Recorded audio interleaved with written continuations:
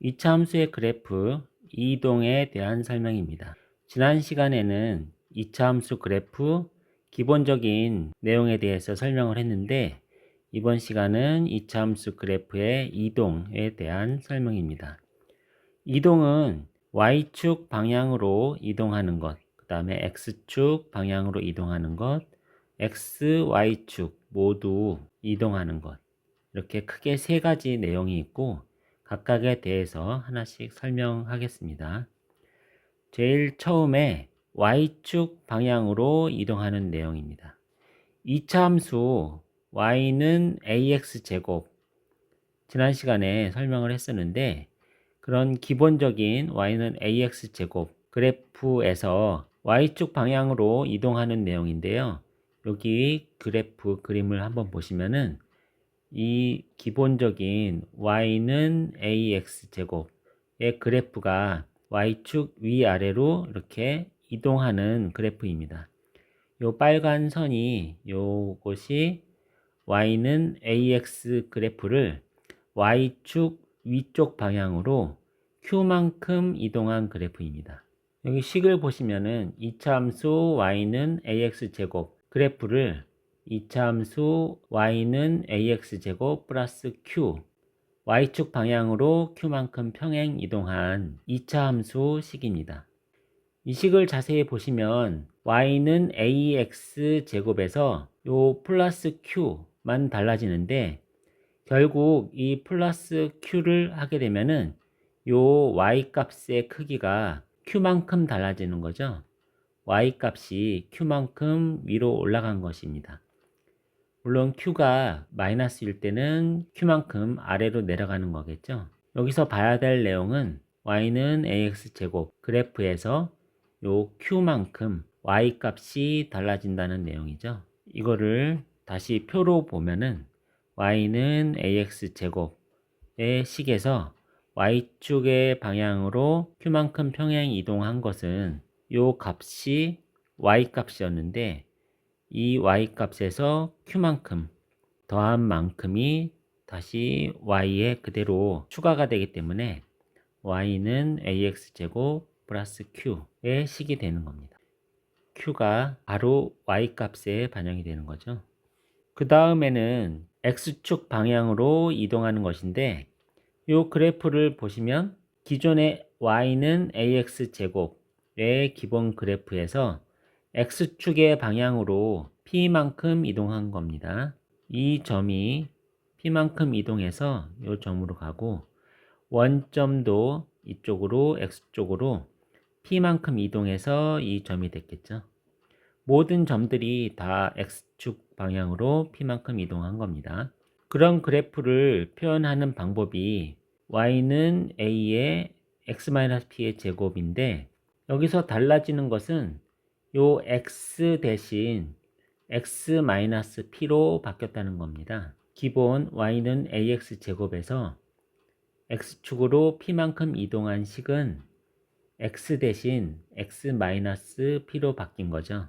다시 이 표로 돌아와서 설명드리면 x를 x-p로 바꾼 건데 이 자세한 내용은 고등학교 1학년 때 도형의 방정식 파트에서 자세하게 배우고 지금은 x축 방향으로 p만큼 평행 이동하는 것은 x 대신 x-p만 넣으면 된다.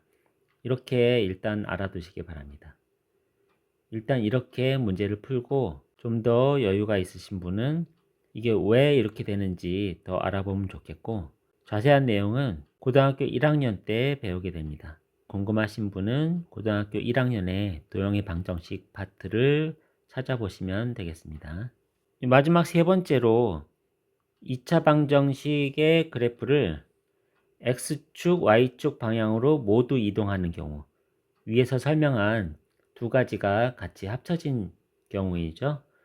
이것도 역시 그래프를 보시면 y는 ax 기본 그래프에서 x축으로 p만큼 y축으로 q만큼 이동한 그래프입니다. 원점이 p, q로 이동을 했죠. 그리고 여기 모든 점들이 x축으로 p만큼 y축으로 q만큼 이동한 거죠.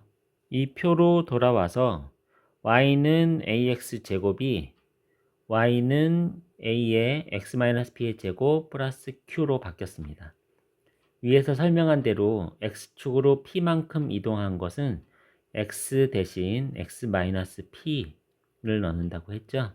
그리고 y축으로 q만큼 이동한 것은 요 q를 더해주면은 이 더해진 q가 y에 그대로 반영이 돼서 y 값이 바뀌게 되는 겁니다.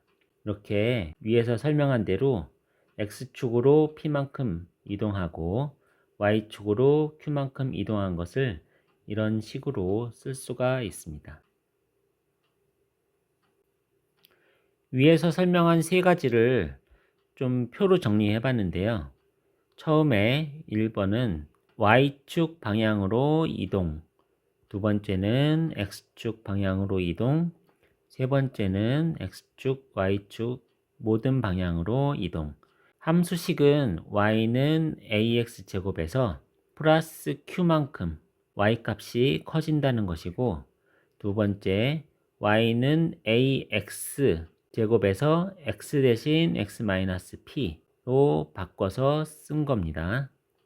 세 번째는 앞에 1, 2번을 합쳐놓은 경우인데 x 대신 x-p로 바꿨다는 것은 x축으로 p만큼 이동했다는 것이고, 플러스 q를 한 것은 y축으로 q만큼 이동한 것을 나타냅니다. 축의 방정식이라는 단어가 나오는데, 축의 방정식은 이 포물선이 좌우 대칭이죠. 그래서 이 가운데 이 축을 기준으로 양쪽이 대칭인 경우이고, 이 선의 방정식을 축의 방정식이라고 합니다. y축 방향으로 이동한 경우는 축이 이동하지 않는 거죠. 이 축은 방정식으로 x는 0입니다.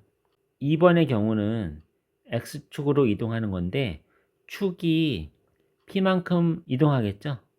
모든 점들이 다 p만큼 x축 방향으로 이동하고 축도 x축 방향으로 p만큼 이동했습니다.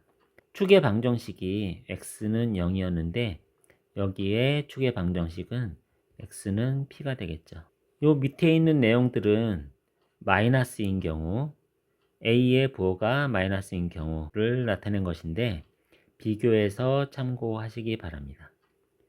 세 번째 그래프는 x축으로 p만큼, y축으로 q만큼 이동한 식이고요. 꼭지점은 역시 0,0이 p, q로 이동을 했고, 축의 방정식도 2번처럼 p만큼 이동을 했기 때문에 x는 p가 되고, 꼭지점은 0,0이 x축으로 p만큼, y축으로 q만큼 이동했기 때문에 p, q가 됩니다. 모든 성질들은 1번, 2번 합친 것과 똑같습니다. 세 가지 이동에 대해서 표로 한 번 더 봤는데요. 글로 한 번 더 정리를 해봤습니다. x축 방향으로 p만큼 평행 이동은 x 대신 x-p. 지금은 이유를 몰라도 된다고 했죠. x 대신 x-p로 치환해서 넣으면 x축 방향으로 p만큼 평행 이동한 그래프를 나타낼 수 있고요. y축 방향으로 q만큼 이동한 평행 이동은 y 대신 y-q로 치환해서 식을 만들면 됩니다.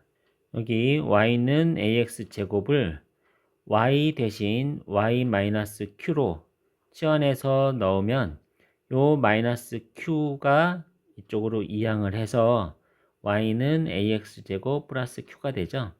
위에서 설명한 요 플러스 q가 이렇게 해서 나오게 된다는 것을 설명한 것입니다. 이렇게 봤을 때 x축으로 p만큼 이동한 것은 x 대신 x-p, y축으로 q만큼 평행 이동한 것은 y 대신 y-q로 계산을 하면 되는 것입니다.